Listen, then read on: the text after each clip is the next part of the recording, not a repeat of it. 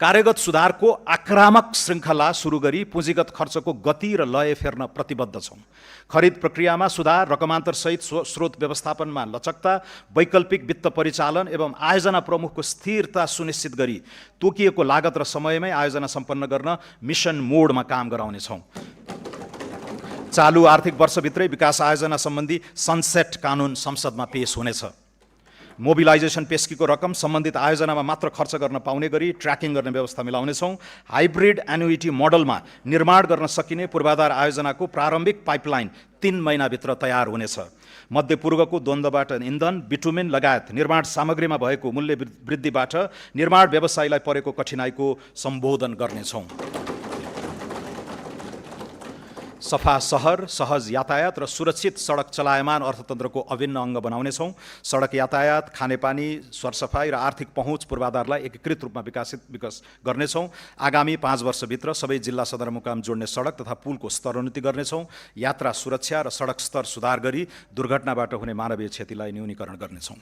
विकास र वातावरण बीच द्वन्द्व होइन, सामञ्जस्य स्थापित गर्नेतर्फ सरकार सचेष्ट रहनेछ। यसका लागि वातावरण संरक्षण ऐन 2076 र वन ऐन 2076 परिमार्जन गरिनेछन्। स्वीकृत वातावरणीय प्रभाव मूल्याङ्कन प्रतिवेदनमा उल्लेखित वनको क्षेत्रफल वा कटान हुने रुखको सङ्ख्या घटेको अवस्थामा पूरक वातावरणीय प्रभाव मूल्याङ्कन गर्न नपर्ने व्यवस्था गर्नेछौँ।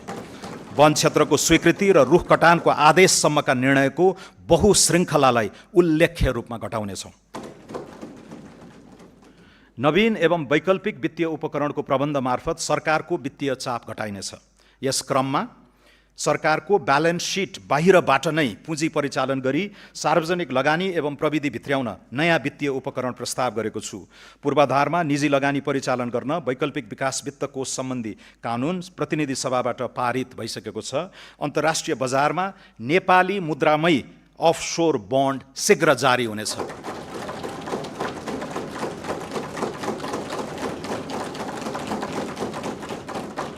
स्वच्छ ऊर्जा बन्ड र डायस्पोरा बन्ड जारी गर्ने र उपलब्ध जलवायु कोषको अधिकतम उपयोग गर्ने नीति लिएको छु। हाल वैदेशिक मुद्राको सुविधाजनक सञ्चिति रहेको अवस्थामा केही प्रतिशत रकम सोभरेन वेल्थ फन्डका रूपमा परिचालन गर्ने नीति लिएका छौँ। कम्तीमा 3 महिनाको इन्धन भण्डारण, एआई फ्याक्ट्री लगायतका रणनीतिक महत्त्वका आयोजनामा लगानी गर्न मातृभूमि कोष स्थापना गर्नेछौँ। विदेशी ऋण वा लगानीमा आयोजनामा हुने विनिमय जोखिम न्यून गर्न आगामी आर्थिक वर्षदेखि उपयुक्त प्रिमियममा हेजिङ सेवा दिने व्यवस्था मिलाएको छु। पहिलो र दोस्रो सार्वभौम क्रेडिट रेटिङबाट प्राप्त नतिजामा सुधार हुने गरी अनुकूल आर्थिक वातावरण सिर्जना गर्नेछौँ। नेपाललाई सम्पत्ति शुद्धिकरण सम्बन्धी ग्रे लिस्टबाट यथाशक्य छिटो हटाउनेछौँ। सार्वजनिक संस्थानलाई बलियो बनाउन केहीमा पुँजी वृद्धि र अन्यमा सरकारी सेयर विनिवेश गर्ने प्रबन्ध गरेको छु।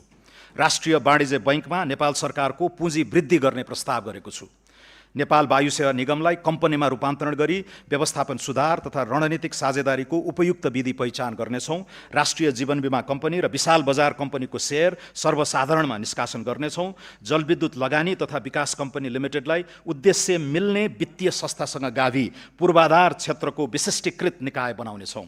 गोरखकाली रबर उद्योग लगायत 7 वटा सार्वजनिक संस्थानको सम्पत्ति तथा दायित्व मूल्याङ्कन DDA गरी निजी सार्वजनिक साझेदारी मोडलमा लगानी व्यवस्थापनको काम आगामी वर्षभित्रै सम्पन्न गर्नेछौँ।